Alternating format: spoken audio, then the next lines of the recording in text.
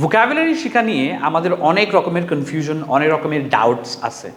একটা ভোকাবুলারিকে আমরা কীভাবে শিখব, কীভাবে সেটাকে মনে রাখবো, এবং পরবর্তীতে সেই ভোকাবুলারিটাকে আমরা কীভাবে আমাদের ডেইলি ইউজে বা কনটেক্সে সেটাকে আমরা অ্যাপ্লাই করব, সেই বিষয়ে আমাদের অনেক রকমের ডাউটস, কনফিউশন থাকে।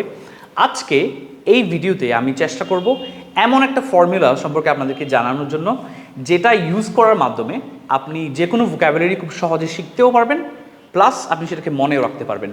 So without any further do, let's get started. So আমাদের ফর্মুলাটার নাম হচ্ছে 4 step formula two learn and retain vocabulary. এই ফর্মুলাতে প্রথম স্টেপটা হচ্ছে এনকাউন্টার, মানে একটা ভোকাবুলারির সাথে পরিচিত হওয়া। এই ভোকাবুলারির সাথে পরিচিত হওয়াটা হচ্ছে প্রথম স্টেপ। এখন কিভাবে পরিচিত হবেন? আপনি চাইলে একটা বই থেকে, বই পড়ার সময় কোনো একটা নতুন ভোকাবুলারি যদি পান, সেটাকে আপনি এক পাশে রাখবেন। আর যদি কোনো আর্টিকেল পড়ার সময় কিংবা কোনো পডকাস্ট শোনার সময় আপনি যদি কোনো একটা নতুন ভোকাবুলারির সাথে পরিচিত হন, তখন সেটাকে আপনার শেখার জন্য রেখে দিতে হবে।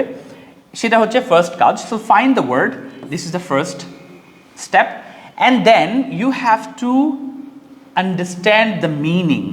আপনাকে ওই ভোকাবুলারিটার মিনিংটা বুঝতে হবে। মানে ভোকাবুলারিটা পাওয়ার পরে প্রথম কাজ হচ্ছে আপনাকে সাথে সাথে ওটাকে চেক করা যে এটার মিনিংটা কী, অথবা এটা কোন কোন জায়গায় কিভাবে অর্থ দেয়।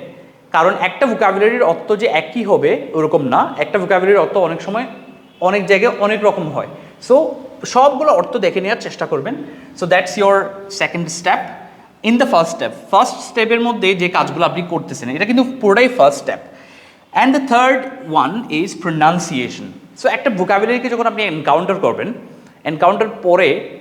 করার পরে আপনাকে যে বিষয়টা প্রথমে দেখতে হবে সেটা হচ্ছে ওটার আন্ডারস্ট্যান্ডিং, মানে ওটার মিনিংটা বের করা। এর পরেই আপনাকে কিন্তু প্রোনাউন্সিয়েশন দেখতে হবে। এই বিষয়টাকে কিন্তু আমরা অনেকেই লেফট আউট করে দিই, অনেকেই স্কিপ করি, যে আমরা প্রোনাউন্সিয়েশন দেখবো না, জাস্ট মিনিংটা দেখে এটাকে আমার মতো নিজের মতো করে প্রোনাউন্স করবো। This is not a good idea. You have to learn the proper pronunciation of a word. So প্রোনাউন্সিয়েশনটা সাথে সাথে দেখে নেবেন। এখন অনেক উন্নত টেকনোলজি আছে।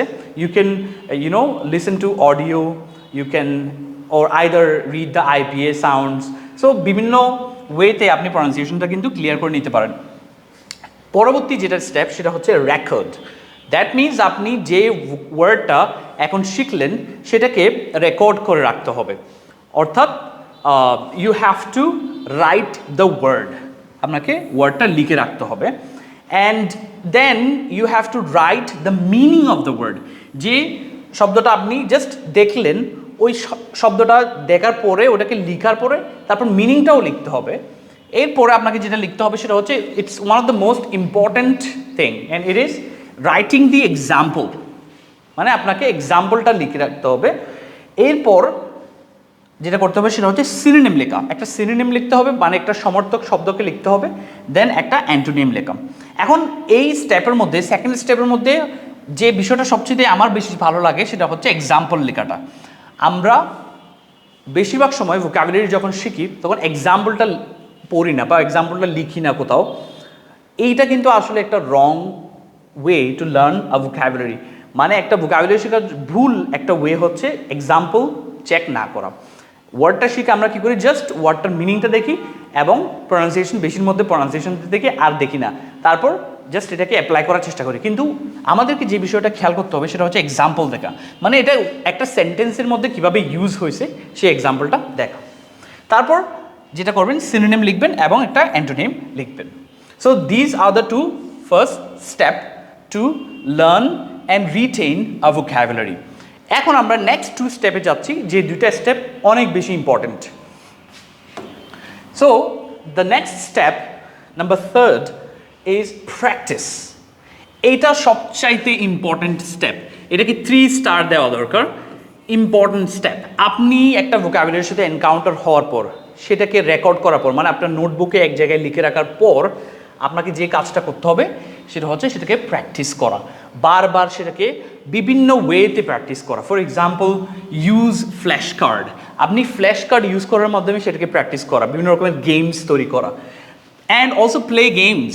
প্লে গেমস বলতে আপনি এখন যদি সার্চ করেন ইন্টারনেটে অনেক রকমের ভোকাবুলারি শেখার কিন্তু অ্যাপস আছে যেগুলোতে অনেক রকমের ইন্টারেক্টিভ গেমস থাকে যেগুলো খেলার মাধ্যমে আপনার অ্যাট দ্য সেম টাইম এন্টারটেনমেন্টও হচ্ছে প্লাস আপনার শেখাটাও হচ্ছে একই সাথে দুইটা কাজ you know killing two birds with a stone so you have to play some games with that with those vocabularies আপনি যে vocabularyগুলো শিখতেছেন ওগুলো নিয়ে বিভিন্ন রকমের গেমস খেলা বা আপনি আশেপাশে কোনো ফ্রেন্ড থাকলে তাদের সাথে বিভিন্ন রকমের গেমস তৈরি করে ওই গেমসগুলো ফ্ল্যাশ কার্ডের মাধ্যমে খেলা plus you can make sentences আপনি চাইলে কিছু সেন্টেন্স তৈরি করতে পারেন অর্থাৎ একটা ভোকাবুলারি শেখার সাথে সাথে আপনি ওই ভোকাবুলারিটাকে কীভাবে একটা সেন্টেন্সে ইউজ করবেন সেই প্রসেসটাও শিখে নেওয়ার পাশাপাশি আপনি সেটাকে ইউজ করার চেষ্টা করা এগুলো হচ্ছে প্র্যাকটিসের মধ্যে আপনাকে করতে হবে and use it in context